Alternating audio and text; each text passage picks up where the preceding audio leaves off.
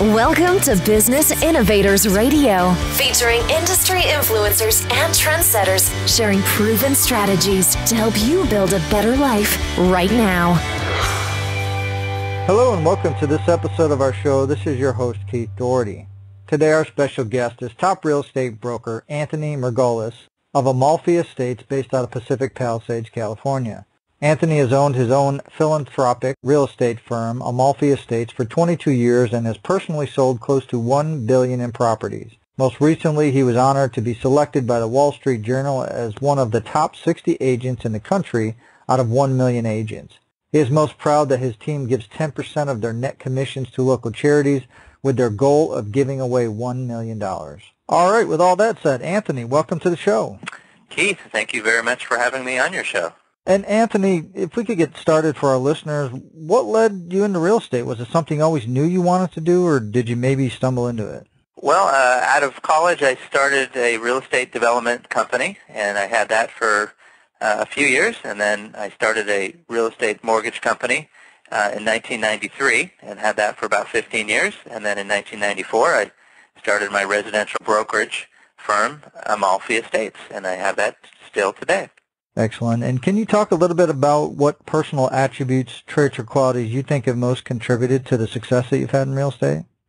Sure. Well, leading into it, I had a health scare about 25 years ago. I was 26 years old, and I had a rare type of cancer, and it was a stage 4, and ended up having a bone marrow transplant, and luckily survived, and everything's great. But I think personal attributes is just being very grateful and appreciative every day, and not getting too worried or stressed out when a transaction gets a little challenging.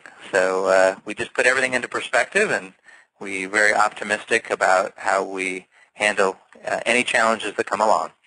Excellent. Well, that's certainly, to wake you up at that age, that had to be a little bit scary, I would think, to, being 26 and being facing something that significant where they probably even gave you a time frame and told you, hey, kind of get your things in order. You may not be around too much longer. Yeah, they gave a 25% chance of survival. Wow.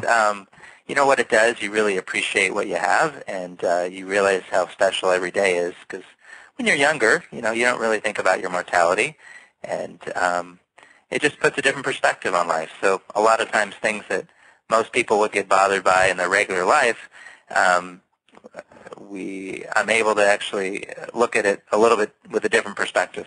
Excellent. And obviously, whenever somebody builds a successful business or a career, that sometimes along the way there's adversities and trials that come up. Can you talk a little bit about some of the adversities and trials that you've had to overcome in order to achieve your goals?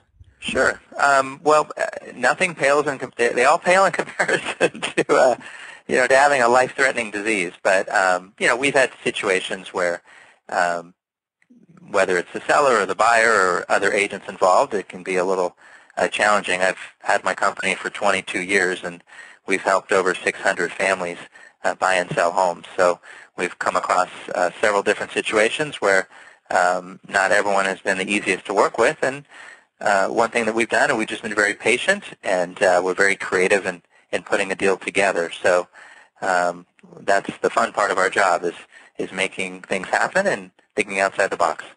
Excellent. And normally I ask people what keeps you going despite these obstacles, but given your situation, it's pretty apparent that having been faced with, a life-ending disease that, like you said, all these other things are minuscule even, to think it's nothing could compare to that. So obviously probably just your passion and, like you said, to be grateful for everything you have, that some of these challenges probably just seem pretty insignificant to you, I'd imagine.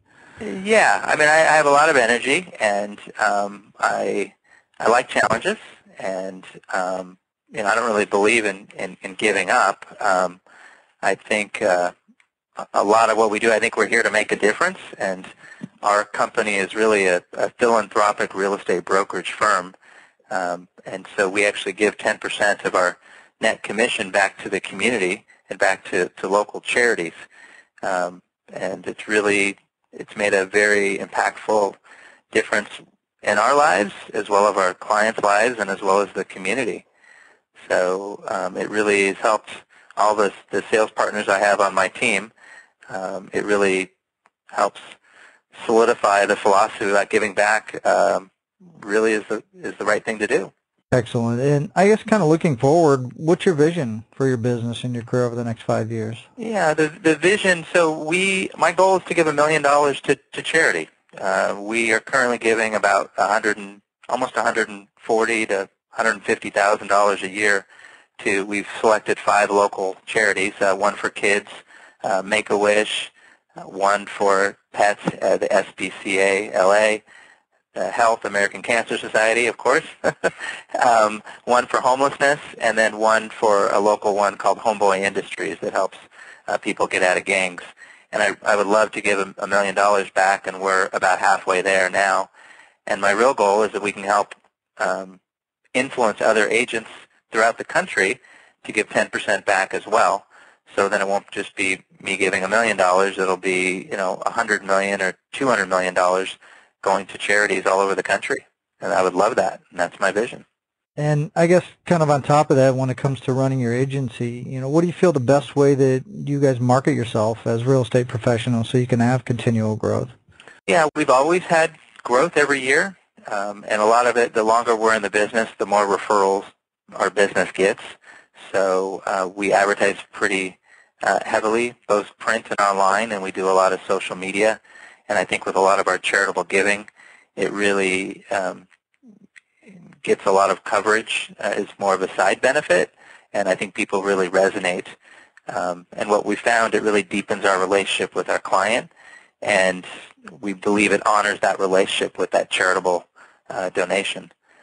So, yeah, we market ourselves in a lot of different ways through those vehicles.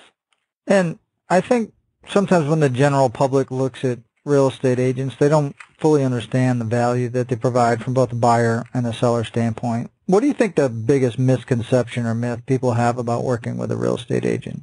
I think, the biggest misconception and myth is not understanding the value that a really good agent can bring to the table. I think the barrier to entry for our industry is very low, and I actually, at least in California, helped to make it harder to get a real estate license, because it was only, at the time when we started, about 20 hours to get a real estate license, and it was ranked as one of the lowest professions based on people trusting it, and I think a lot of it had to do with how easy it was to get a license. So I think having a really good agent who's got a long track record and maybe has taken a lot of negotiating classes, and for example, I've been teaching real estate at UCLA for 13 years. I've written 300 articles. I've written a couple books on real estate.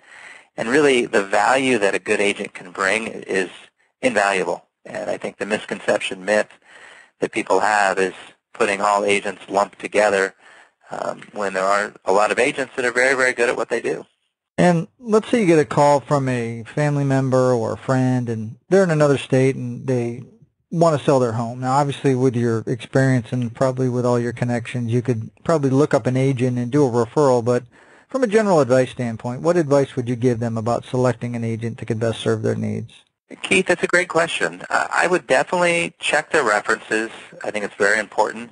I think Yelp is a great avenue for objectively checking references. I know several online sites like Zillow and Realtor.com. There's great references as well.